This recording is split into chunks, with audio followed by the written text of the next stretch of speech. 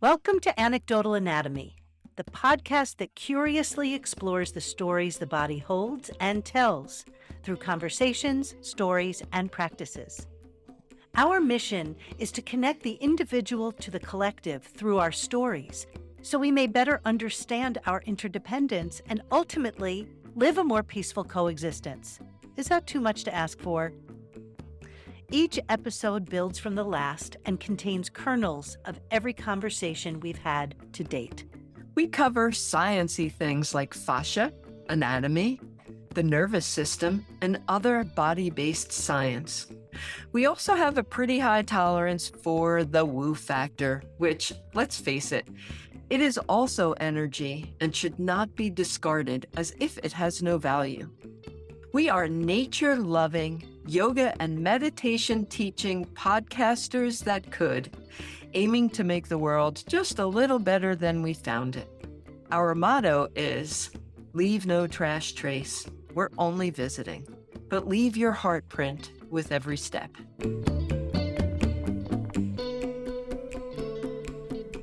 Episode 46, coming to you from the NPR Anecdotal Anatomy Library. Welcome to your mat.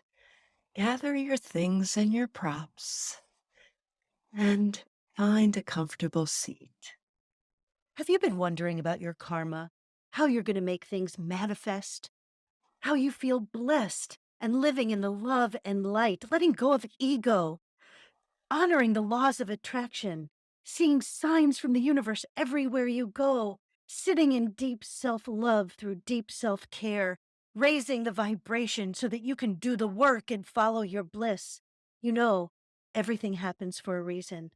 So we're going to hold the space for you today to really dive into compassion and so that you can listen more closely to your body. And through awareness, we will touch on the practice of being present in an effort to embody presence and an understanding of how focus will lead you down the path to presence. And once you're present, we're going to work on shadow work. We're going to deal with your triggers, delusion, illusion, all the traumatic shit. And we're going to get really into it. We're going to talk about our bad body parts. We're going to talk about pain and injury and how we can heal ourselves. So, which one of those is love? Which one of those expresses kindness, love, compassion? I mean, if you may have an impulse of which one, maybe it's both.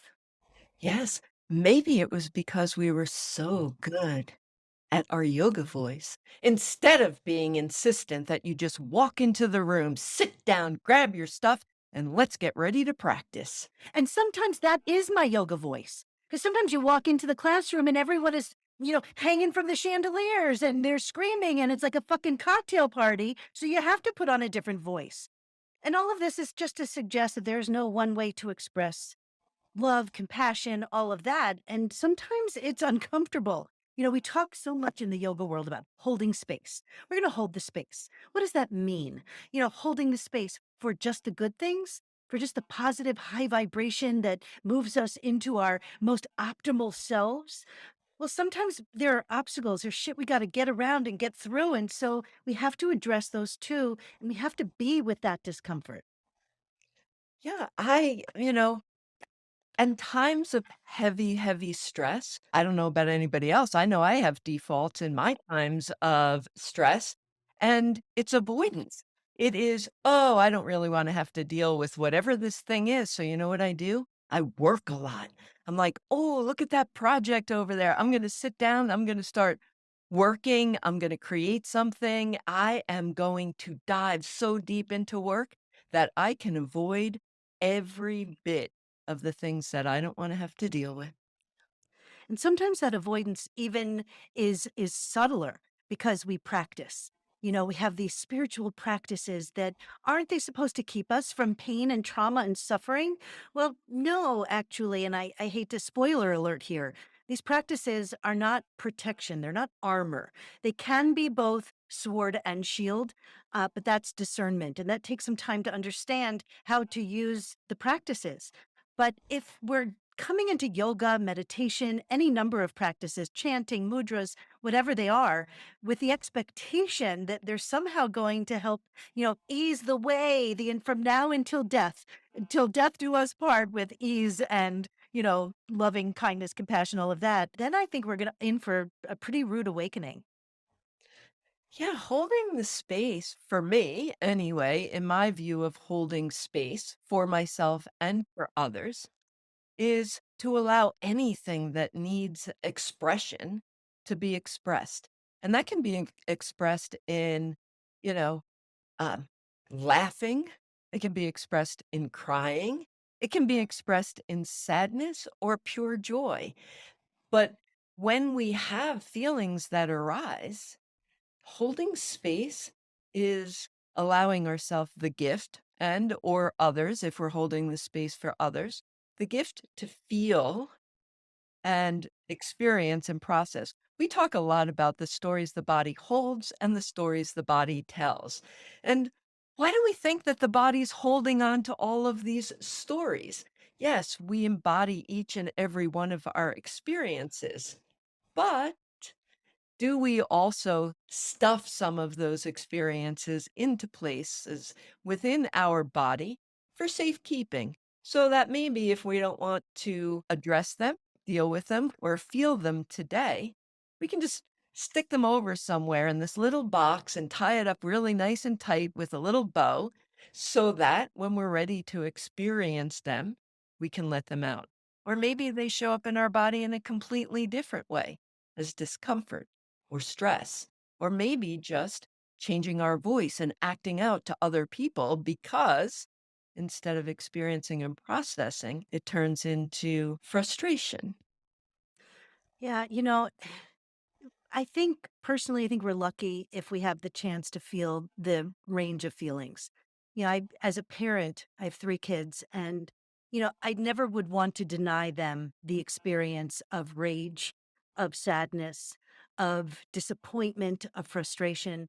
And, my kids are sort of the generation after the helicopter and lawnmower parents who really, for their best intentions, and I do believe the intentions were there to help clear the path of obstacles, to make sure everyone is recognized, seen, and heard, to make sure that, the kids don't have a whole lot of suffering. But the problem with that is that we don't then nurture, cultivate, grow the mechanisms within us that allow us to meet those inevitabilities, those inevitable moments in our lives where things are just going to fucking suck. And there's not anything anyone can do about it. And sometimes the only thing we can do is hold the space, is to be there when someone else is wailing in sadness, when someone else is raw in their emotion.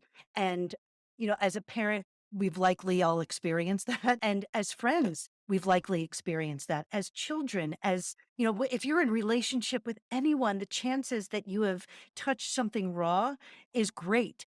There's also a great chance that once that nerve ending has been activated, that there's a quick retreat, that there's a holding, that there's a stress, that there's a, I don't want to deal with this now. And it may or may not be conscious. It may show up in distracting activities like doing a lot of work. It may show up in, you know, uh, diving into a hobby or, reading constantly or binging, whatever it is that takes us out of that discomfort. And sometimes, even if we're, people who are in touch with those things, we can acknowledge it, but then it kind of gets tucked away in our fibers, in our bodies. And then there could be even the illusion that it's been dealt with until, something happens.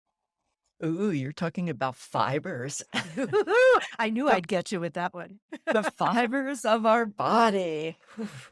If we're going to talk fibers, well, first of all, our fibers want to glide and slide, be fluid. We're a gliding fluid system, this container that we walk around in that we call our body. It's a fluid system where each of the components have unity with the whole and also individuality within the whole. And in that, we want to be able to glide and slide and interact, but interact without feeling of being stuck and tethered each of the parts being stuck and tethered to another part. And for me, if I begin to ignore my emotions, if I step away from experiencing them and stick them over into my file cabinet in my brain that I put all the things I don't want to deal with, then I also begin to notice that I lose some of that glide, that I'm not as fluid, that I feel more weighted down and stuck. And it isn't just that I'm stuck in my thoughts. I I feel that I embody the stuckness, that what goes on in my brain and my thoughts when I don't hold the space to feel each of the emotions, whether I label them as my most positive or my most negative, because we all have all. If I don't create the space to allow all of them to have a present moment where they can come into my awareness, either briefly or enough time to contemplate them in at my sit spot or in notice how they arrive in a mindful meditation to just see those thoughts kind of flowing by, then I'm heavy and I'm stuck and tethered to not being present. I'm tethered into something in the past that I completely pushed aside as if it never happened. And ironically, and I'm going to use the word ironically, even though it's often misused. Ironically, that feeling of of letting go of that emotion, of ignoring it, of putting it in, it's not really letting go; it's more storing it in the body. There's that illusion that we've let it go, and then that creates the heaviness. Mhm. So the mind fucking games that we do with ourselves, and here part of what we're doing here is about calling ourselves out. If we can be present and if we can experience pure presence, then we can recognize when we're messing with our own minds. And that can come up. There is a term that was coined, I'm going to read it because I don't want to mess up, coined in the early 80s by a late psychotherapist called John Wellwood. And he called it spiritual bypassing. And I think that, it's something we have all done at some point. And when we recognize it, we can begin to work with it. And spiritual bypassing is just, focusing purely on, okay, I know I tend to do that a lot, just to have thoughts. Spiritual bypassing, I'm going to give it a tie dye color. I'm going to say, as a deadhead, someone who loves the Grateful Dead, it took me many, many years to learn that not everyone in a tie dye is a nice person. I would go into the experience, go into a dead show. Everyone is love and light. Everyone is here in service. Everyone here gets that hippie feeling of love and peace. But that's bullshit because often in these areas, they're also predators. They're going to be predators everywhere. And until we can practice and work with what we call in Buddha prajna, which is knowledge, and there's precision to this that allows us to be discerning in the moment, then we get caught up in this spiritual bypassing that can result in some horrible outcomes. And so the practices that we do aren't about either including, we talk about all beings a lot. Like, what is all beings? May all beings be happy and free. And Teresa just talked about wholeness or being one, that when we're talking about the fibers, something about wholeness. And I was thinking about this the other day, and I know I'm going to go off tangent a little bit, so maybe draw me back and pull me out when I go too deep. But I started thinking about this thing about all beings. And all beings, we're all one. Now, we can't all be one. One, if we're thinking of one as wholeness, wholeness is made up of parts. We even say it, the sum of the parts, or the sum of the whole, the parts of the whole, that we create wholeness by these individual bits. By being this unique individual in the world, we are connected to every other person, creating a fabric of wholeness that we forget in this living. And then we cover it up with language and practice and all these things that keep us from remembering, even if those practices are designed to get us to remember. And that may be where the spiritual bypassing is, because ego comes in and ego separates us from the whole. And so there was something I wanted to read to you. Okay, so Chogyam Trungpa Rinpoche, who is the father of, I'm holding up a book called Cutting Through Spiritual Materialism. And he says, to the conventional way of thinking, compassion simply means being kind and warm. This sort of compassion is described in the scriptures as grandmother's love. You would expect the practitioner of this type of compassion to be extremely kind and gentle. He would not harm a flea. If you need another mask, another blanket to warm yourself, he will provide it. But true compassion is ruthless from ego's point of view because it does not consider ego's drive to maintain itself. I'm not going to talk too much more about that. It's a bit crazy, but we do so much to protect ourselves that even in the language of spiritual practice designed to get us present and dealing with the real shit, we're still hiding.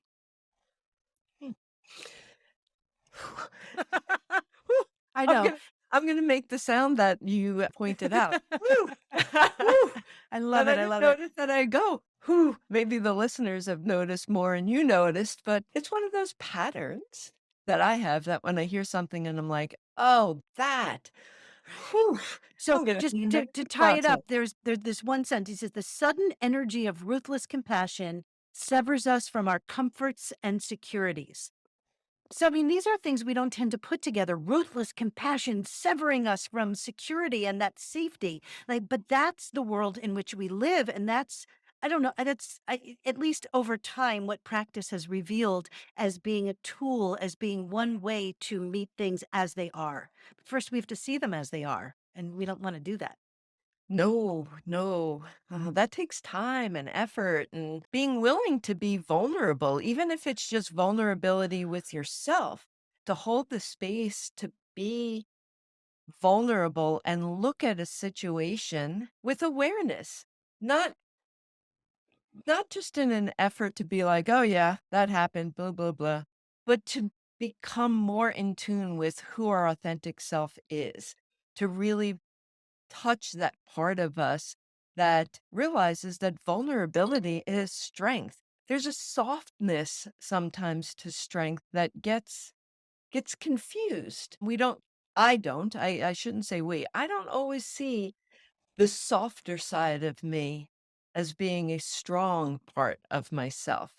But over the years, I've realized that being sensitive, maybe even being a little bit oversensitive, is a strength, not a weakness. It's a way in which I can connect because I'm able to interact with people, interact with myself through my senses and my feelings. And I'm not saying I do that all the time. Sometimes I too am very protected and have these like, uh-oh, I don't feel comfortable in this situation. But my practice is to be in touch with those feelings and to allow them to inform how I'm going to show up because I've created enough space and respect to understand my feelings enough to know I'm sad or am I angry? Am I frustrated or am I pissed off?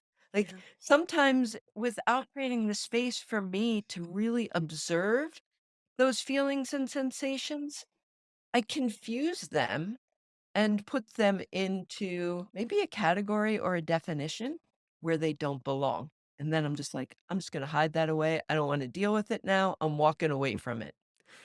And, we both used the term hold the space quite a bit already, and we've only been talking for about 10 minutes or so.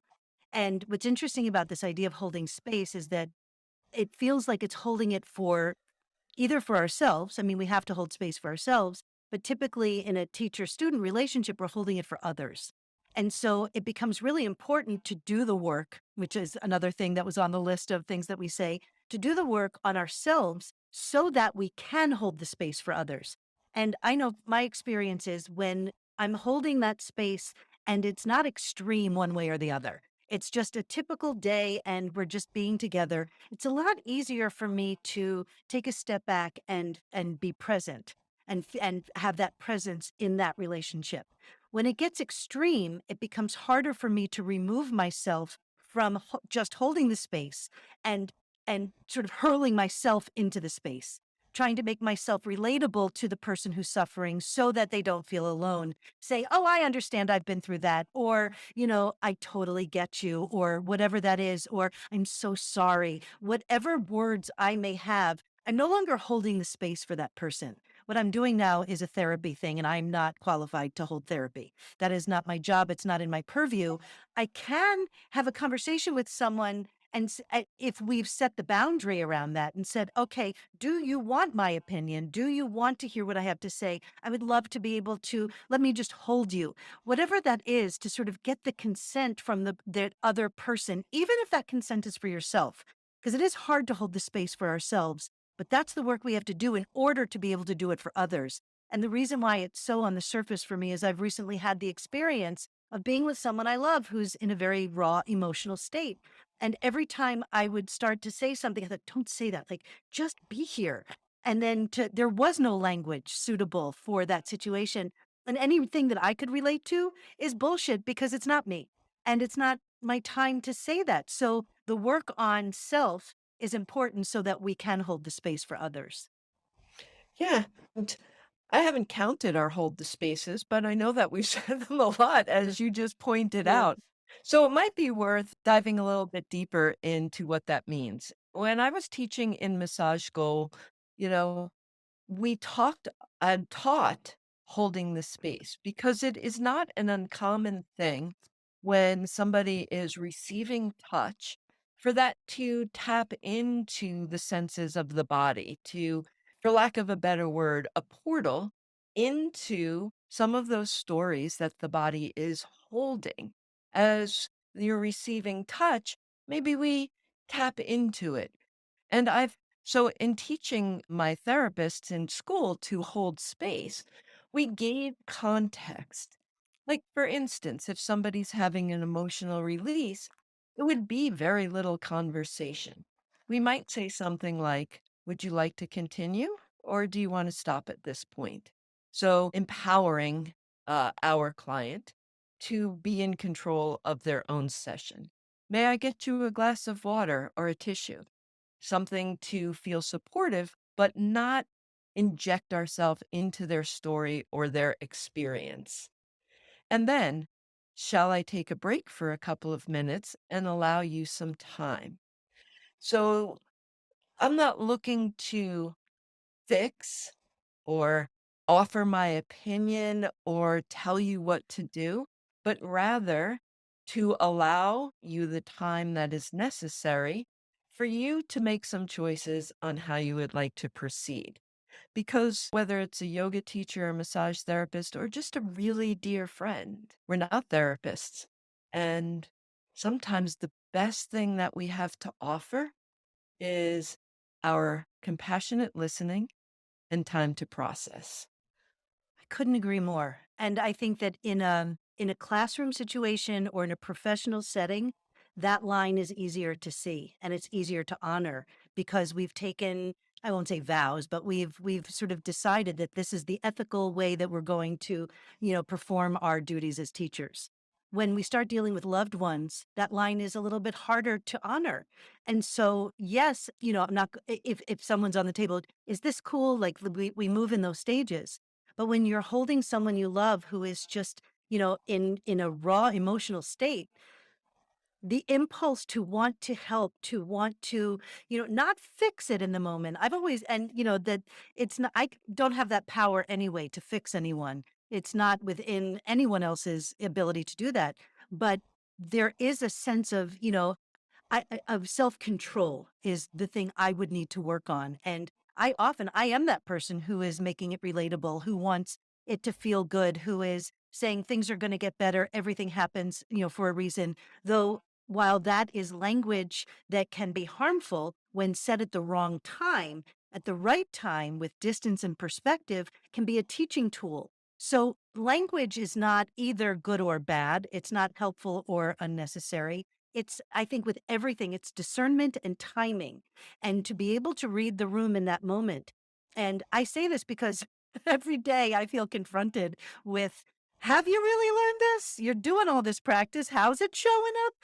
And it's easy for me to rely on, well, I'm sitting stiller, I'm sitting for longer, I'm sitting more regularly, rather than go to, well, I did fall into the trap off the cushion the other day that I've been working on. And just to be able to call myself out on that, to be able to be accountable for when I am not in alignment, for when I say things and then I just succumb to old patterns. Everything that we've talked about is everything we talk about. We can't separate our koshas, our patterns, our archetypes from the way that we interact with our world.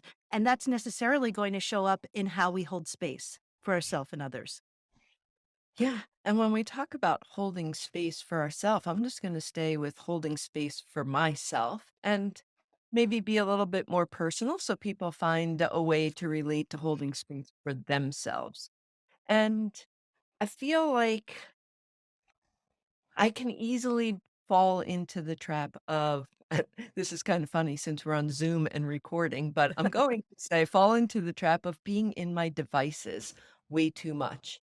And one of the things that I'm finding out with the newer studies that I'm doing and my new practices of being out in nature and to really understand our senses and how we experience the world in a felt sense, what we feel and experience through our senses, that I've had people say to me recently things like, "Oh, I don't really have a sense of smell. I don't s my sense of scent is gone. I don't really notice that." COVID? No, it wasn't COVID. It was just a natural stepping away from really not tuning into our senses, noticing, like, I noticed that my dog and she was barking in the background, so I know that she's barking. But if I really stop to be noticing through my sense of hearing, there are people speaking outside down the block a little bit. I can also hear the slight sound of the birds way off in the distance. So we do practices of noticing the sounds that are close and then becoming more in tune with what is more subtle, the practice of listening beyond what is right in front of us. And the more I spend on my devices and the less time I spend outside or even inside, noticing, like, oh my gosh, that butternut squash soup I have in the crock pot right now is deliciously sweet, and I cannot wait to have a taste of it for my dinner tonight. What I've heard, noticing all of the little subtle things through my vision that are in your background, Sherry. I'm always excited when we sit here and we have our conversations because there's always something else on your bookshelf that I'm like, oh my gosh, look at that. There's a little skeleton, or there's a gazing ball that's so magical. There's just or a title of a book. And Jerry My Garcia's right there. A yes, 3D and Jerry there's yours. Garcia. So we talked about, being a deadhead. But, I think that when we're talking about being in touch with our emotions, with being able to process and be present, there's a desensitization that comes when we are singularly focused on our devices and we don't create the space for all of our senses to give us the input of what's going on in the world that's around us. And I think our senses are kind of a portal to our feelings. We notice and then maybe we have an experience that helps us to decide, "Ooh, I'm in a good situation," or maybe I'll just tuck this one away for a while. I don't want to deal with it. What I love about these practices too is that they take on many different flavors. So, for example, we've talked about senses and the listening before, but not in the context of holding space for self. We've talked about it in the context of embodiment, in the context of our senses and interacting with the world. So, we could have a menu of practices and they could each one work with so many different energies, so many different contexts. So, for example, like for me, holding space for myself is all about curiosity. It's about, and it's also embodiment because the curiosity is typically sparked when I feel something in my body. And that feeling in my body is typically a message that I'm out of alignment somehow. And so, how can I sit with that? Be with the reality that I am not always who I say I am. Be with the reality that sometimes I fuck up and, revert to old patterns. Be with the reality that there's still so much more to work on to become the highest vibration, the highest, part of myself in this lifetime. So it's a process of holding the space that at different times, different practices allow me to fully become aware of. But I think it's that curiosity piece and the willingness to look, the willingness to call myself out when it's not right, when it doesn't feel good, when, again, I'm the asshole. Like, fuck me. Why did I have to go there again? Why didn't I have the self control to take a breath and recognize that that was just a threshold? What is it? So, having years and years of practice gives me a context and a language that allows me to further explore those particular avenues. Yeah, and also, you know, to explore our own how we show up, ugh, that is a practice in itself. Like, how did I show up in this situation? Did I show up as being kind and compassionate, which is not the same as showing up with my nice, calm voice. Hi, I'm everything trying is good. times, Have a that's not coconut water. I'm sorry. That was but totally judgy. I did it. I judged you, whoever you are, who went, "Oh my god, that sounds just like me." Mhm. Sorry. Yeah, and I think that, having a nice soft presence is a real attribute. But sometimes, I may have fallen into the pattern of overplaying it, and then it just feels inauthentic rather than supportive and being present, but more just like almost like a brush off, like when I fall into being overly solicitous. But coming back to understanding myself and my feelings based on nature and how we show up and why it's important to experience what needs to be experienced. So for instance, I'll tell you a little story about my morning. Uh, I got up it's I kind of really, really like mornings after it rains.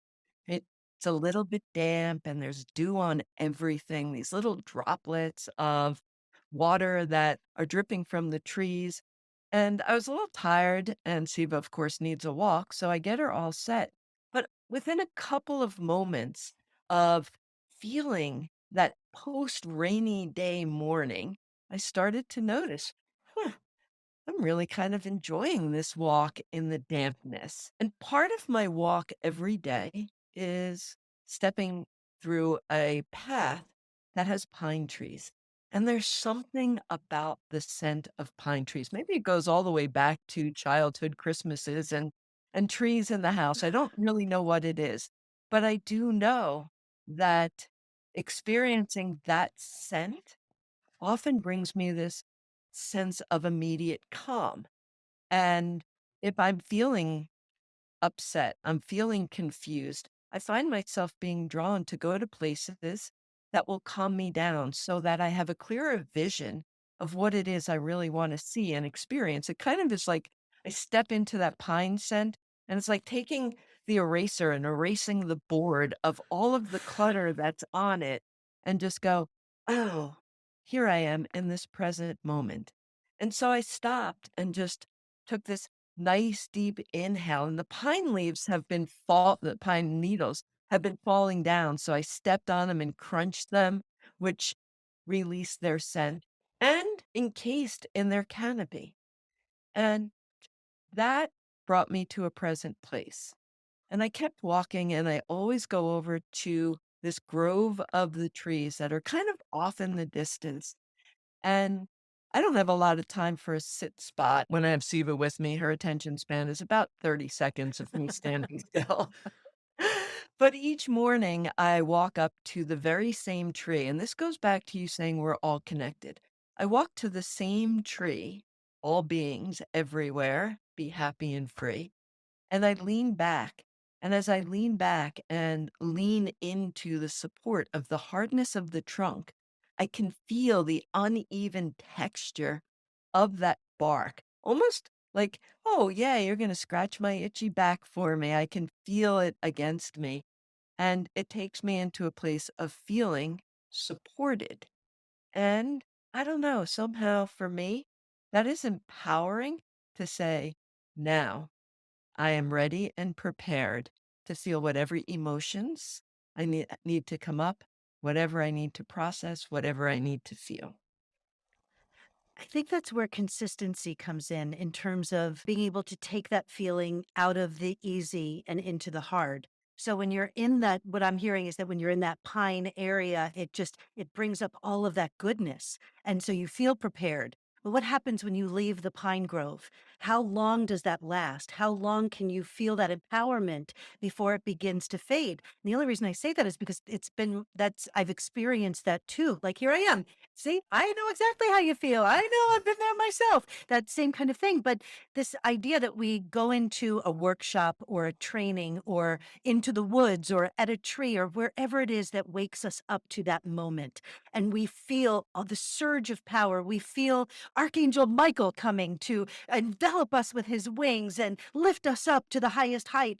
And then we leave that particular situation and, then we're confronted with a situation where that's exactly what we need to meet it.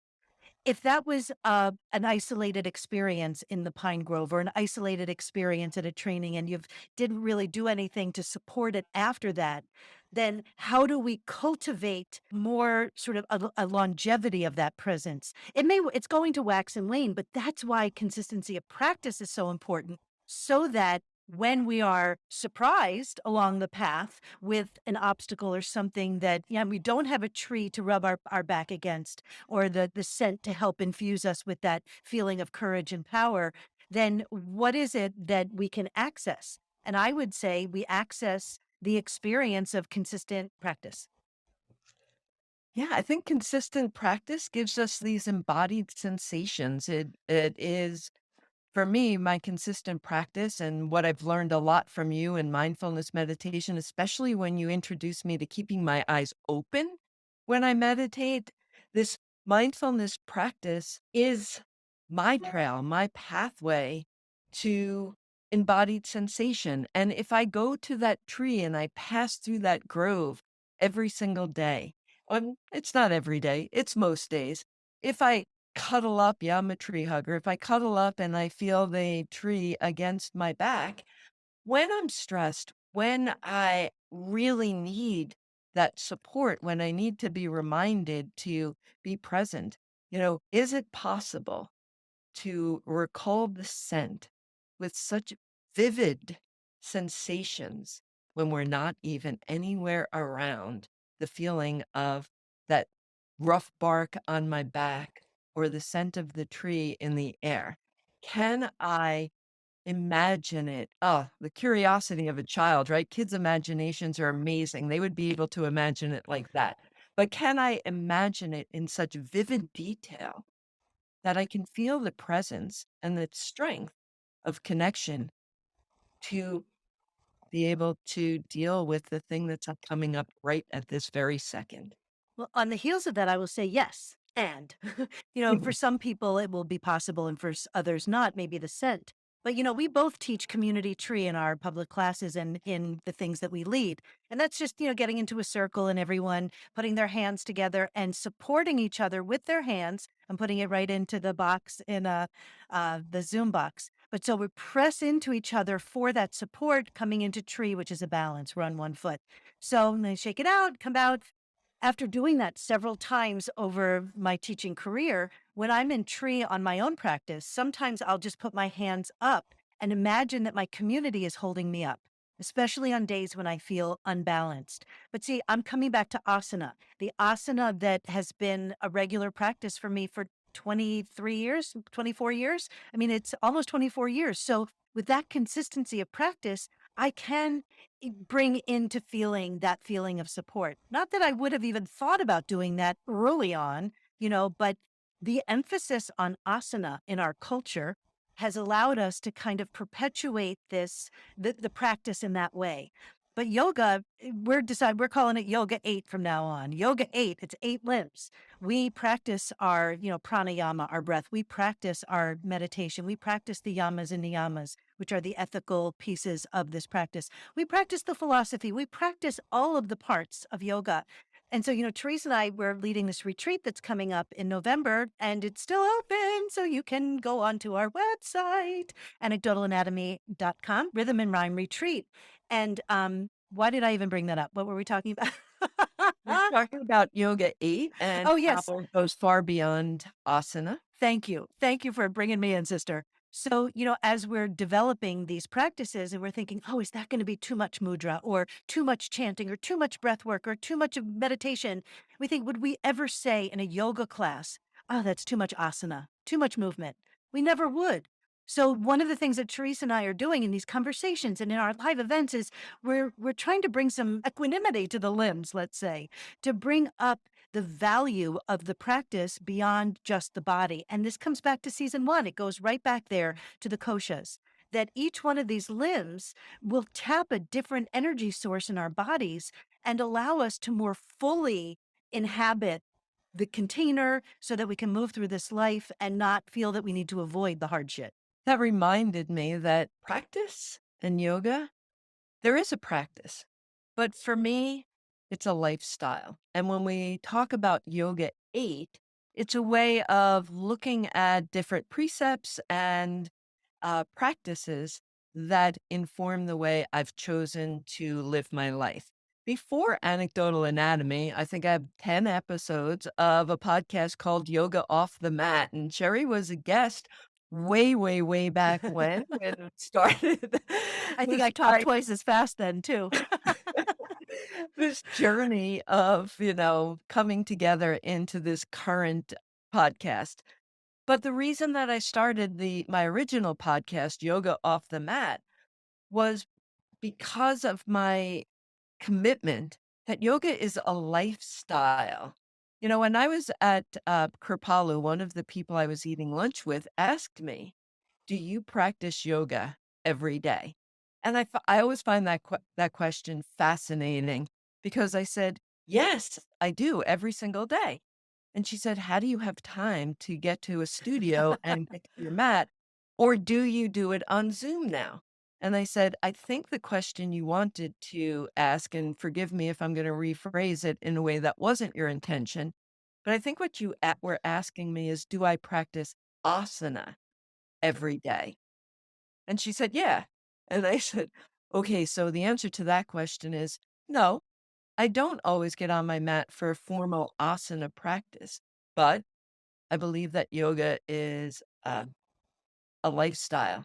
And 8 gives us a template of different practices and ideas and philosophies and breath work and rituals that we can pick and choose from at different times in our life, depending on what's going on, that allow us to deepen connection with self and maybe to dive a little bit deeper into some of those hidden parts of myself that I don't always want to look at. And I can create that space, not only hold the space, but create the space to allow for whatever needs to come up to surface because I feel like I am well supported in my practices now to be able to face it, Right. face on, and uh, move on from there. So in terms of language, I think the word formal is the key to that question. Because even if it's not asana, creating a container for formal practice is different than living the tenets of yoga. That's putting the practices into practice. It's putting them into life. And so when I think of practice, I think more formally. I think it doesn't have to be asana, but it could be the sadhana every morning when I wake up. That is my practice. I take what I experience from my practice and hopefully bring it into my day and into my life and my interactions with my people and other people. And sometimes I succeed and sometimes I fail. But the practice piece for me is that other layer of consciousness on top of creating the container that has it's not finite, but it's whatever I decide it is in that moment. So sometimes my sadhana is 45 minutes, sometimes it's 90 minutes. It depends on how I am infusing that practice, but it is still an entity of itself. But, and I say that, but I also don't mean separate. It's not separate from me or my day, but it has its own feeling state of consciousness that is different than the way that I live it in my life. For me, I think if there was no sadhana, if there was no formal practice, it would be impossible to make it a lifestyle because the sadhana is how I learned to embody all of these different tenets. And sometimes it's a formal sadhana, and sometimes my sadhana is a walk outside with a walking meditation. So that's what I really love about yoga and its broad breadth of practices. Breath, no pun intended, and yes, I meant it. Red, Uh, red, there's a D in that one. breadth Red. of practices because there are times when we don't have time to go to our mat, or maybe you overslept and said, "I still have to go to work, but I wanna have that morning practice." Y Oh, when you said that, it just jarred something. I have written down several times when I felt like I didn't have enough time, I got up late, or I had something to do. I wrote, abbreviate, don't abandon. So rather than doing 20 minutes of asana, I'll do 4 half sun salutations. I'll come over, I'll do my chanting 3 times instead of, or 9 times instead of 27. I'll do my breath work for 2 minutes and then sit for 10 minutes rather than, but instead of abandoning it, which is an easy out, it's easy. And I've done that for years. And I didn't have a sadhana for years. My formal practice was completely at a studio. It was public classes, it was trainings, it was workshops. It's only been in the last few years that I've created a sadhana. But that is only to say that, like, it's so easy to succumb to that desire, just like, I don't have the time. And time isn't one of those excuses that feels real, but is just an illusion. It's one of those hard, compassionate truths that you have to say, no, you don't have to give it all up. You could sit for 3 minutes, 3 minutes, 3 times a day. Do something that is going to be instead of your regular practice, but is going to still feel as if you've honored the time set for self. and there's a lot of space to choose practices that will fit in with the lifestyle.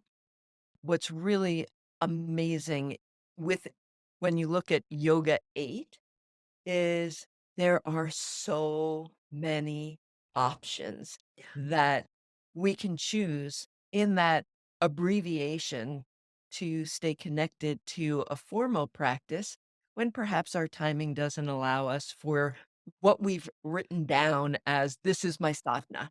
And it Yeah. might be a good idea right now to just define sadhana since we've said that a number of times. So for me, and I'm sure that it's different than the way I learned it, which seemed very, very complicated. It seemed like I had to. For me, it's a daily practice that includes various forms of the limbs. It's for a while it was just meditation every day, 20 minutes, anywhere from, and if I didn't have time, 5 minutes, 10 minutes, but a daily meditation practice that has become regular. I will say sometimes I'll skip a day if I'm here or there, whatever, but only for the last 4 or 5 years out of the 23 have I had a regular sadhana outside of formal practice at the studio. So, it's just regular daily practice, but it has a rhythm and rhyme to it, if you will. It has a certain order, and so in the beginning, what I do now is when I wake up, before I even come downstairs, because once I'm downstairs, all bets are off. I cross a threshold, and I don't even have my mat upstairs. I have a hardwood floor, and I do my asana there. And I face east-ish. I open up my windows and I come into an elegant samastitihi.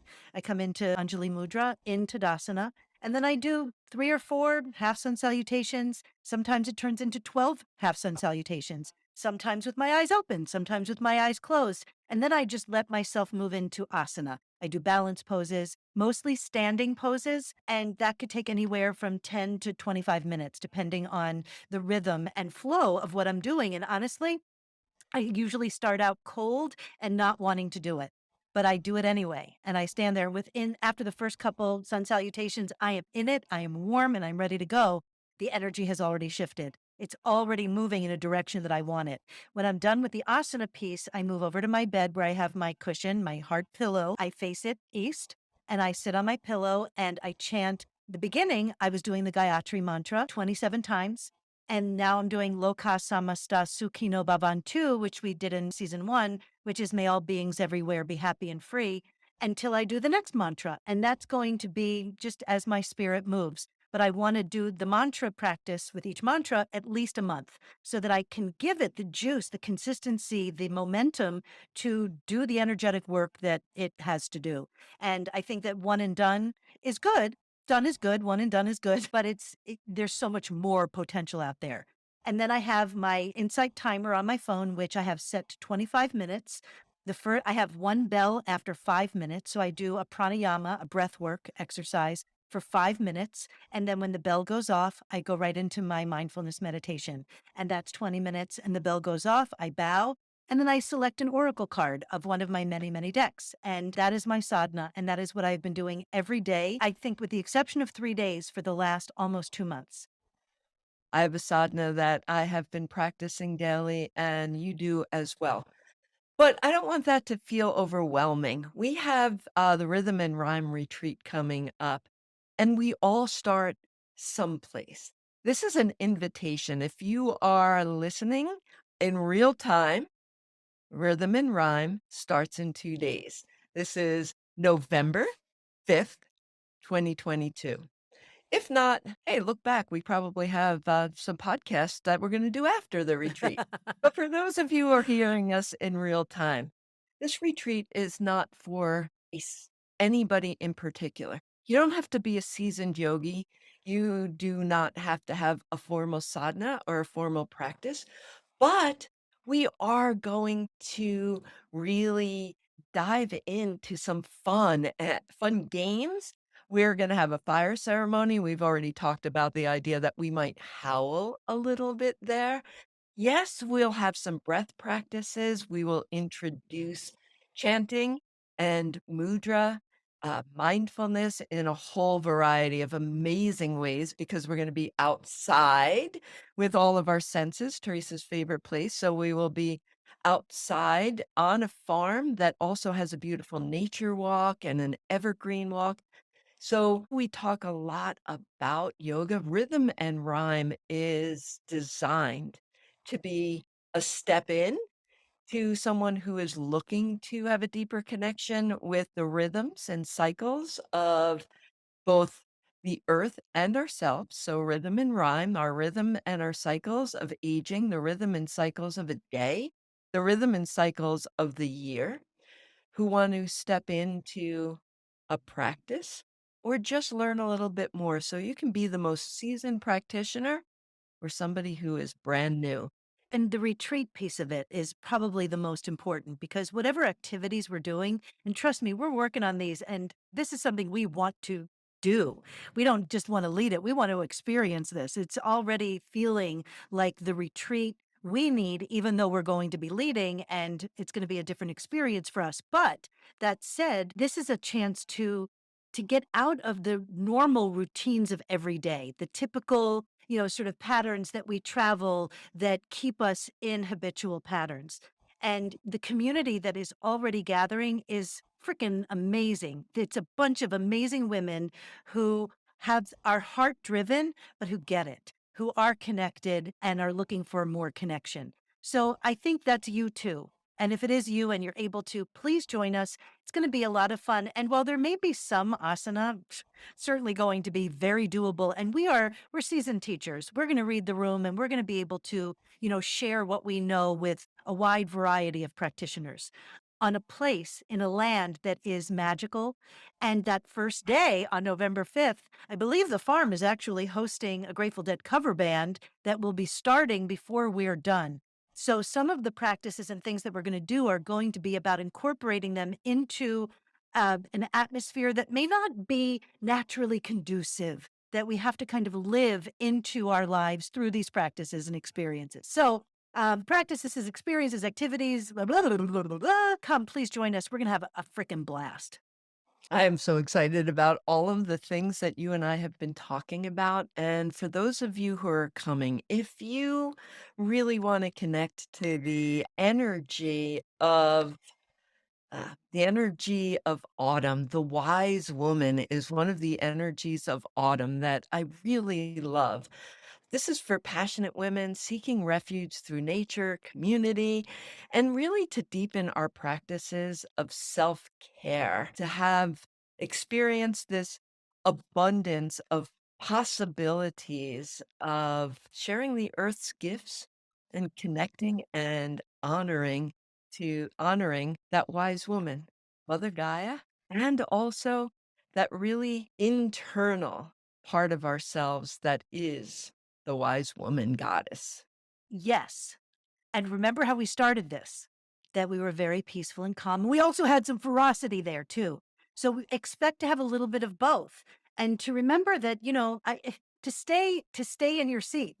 We've talked in other podcasts and other episodes about this idea of hot and cool boredom. And I wanted to just sort of emphasize that a little bit before we move in, because this can sometimes be that uncomfortable place that causes people to flee their cushion, to flee their seat. And the interesting thing was I had this thought before coming on, and so I went into my training manual from the Tibet House, and my teacher, David Nichtern, I'm looking at his manual, and I see the hot and cool boredom. That's exactly what I was looking for. And when we were planning this episode, I wanted to call it Stay in Your Seat. Stay in your seat, because the impulse to leave is the thing that can sometimes derail us from our practice. Because once we go, why do we come back and allow that discomfort? So, on his hot and cool boredom, which is excerpted from David Nichtern's HuffPost article called Stay on Your Cushion, The Importance of Hot and Cool Boredom During Meditation. So, I just want to quickly read this to you. He says, when we jump in and actually spend some time practicing meditation, most of us will experience what Chogyam Trungpa Rinpoche called hot boredom, actually a kind of irritation based on a contrast between the habitual speed and energy of our everyday mind and the spacious and open quality that we have now begun to cultivate. Due to our accumulated restlessness, inertia, and hyperactive lifestyles, we have actually developed a kind of allergy to simply sitting still and being present without making that into yet another project. It is like coming out of warp drive into a more moderate speed. In musical terms, it would be characterized as a decelerando. David wrote the song Midnight at the Oasis. So he's a musician. He says, for those of you beginning to explore meditation practice, I suggest that you allow yourself to actually experience this hot boredom and not just jump off the cushion when that kind of restlessness is experienced. If you can stick with the practice and keep working with the speedy energy of your mind without freaking out or bolting, there's a very good possibility that you will be able to pass through the experience of hot boredom and reach the next gateway in your meditation practice, which Rinpoche called cool boredom. When we hang in there and taste cool boredom as no big deal, we may begin to experience more ease and relaxation in our mind and in our life. We might find that we do not need to race to fill every possible gap, every possible open space with activity, projects, and accomplishment.